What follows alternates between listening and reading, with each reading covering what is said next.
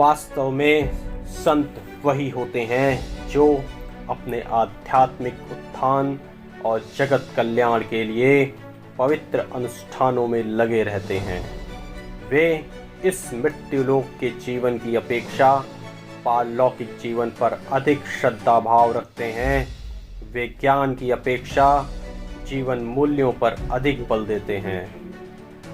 इन सारे ही गुणों से भरपूर हैं हमारे महाराज जी, पूज्य श्री नीम करौरी बाबा जी। ऐसे संत जगत के कष्टों के हरण के लिए इस पृथ्वी पर जन्म लेते हैं। महाराज जी जन सेवा भरपूर करते थे। वे बड़ी बड़ी बातें करना पसंद नहीं करते थे।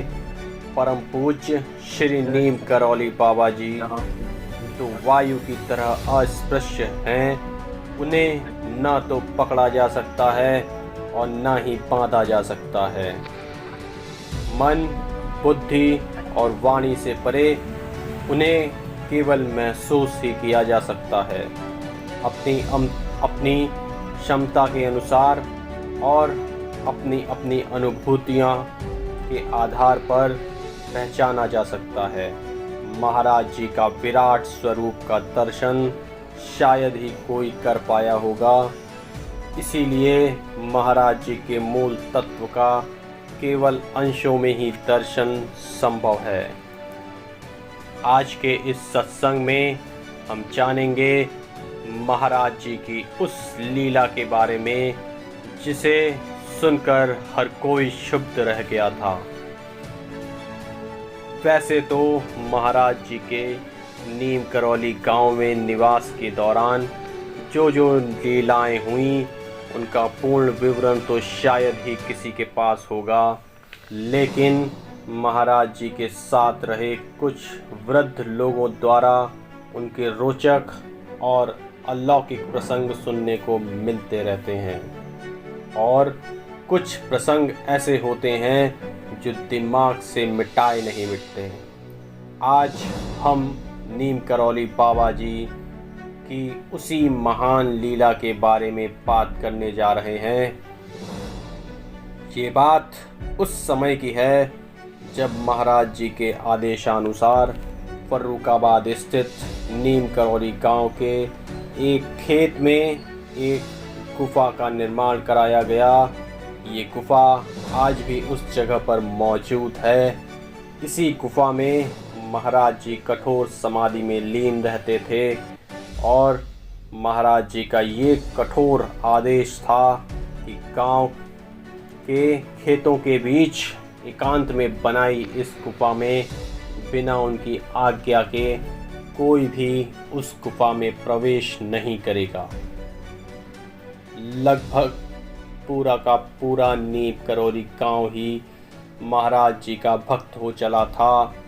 इसीलिए महाराज जी की सेवा हेतु उस गुफा के बाहर से ही दूध, फल और अन्य भोज्य पदार्थ उन्हीं के द्वारा चयनित एक सेवक गोपाल द्वारा रख दिया जाता था।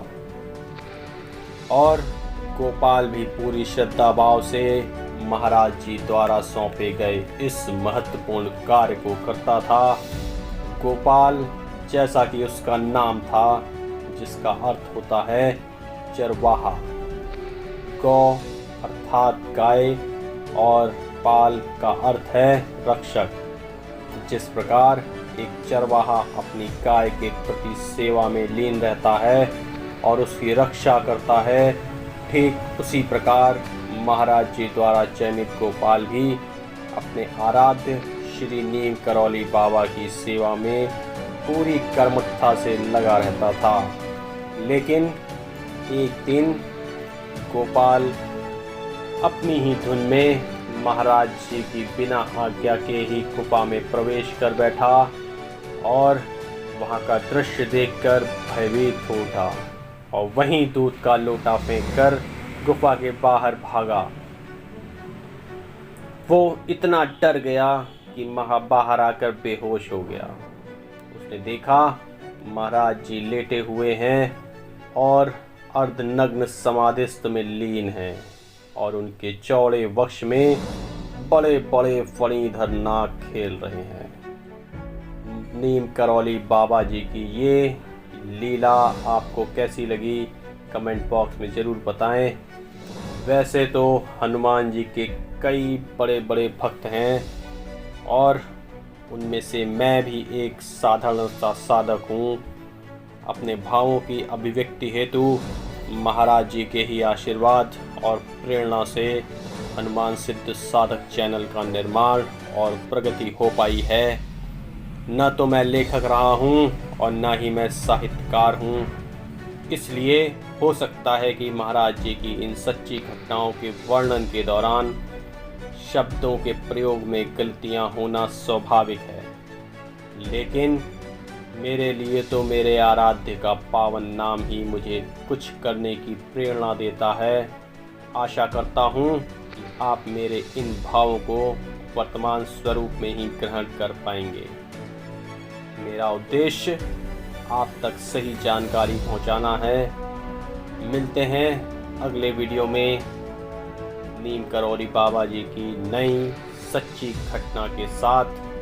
तब तक के लिए जय सिया राम।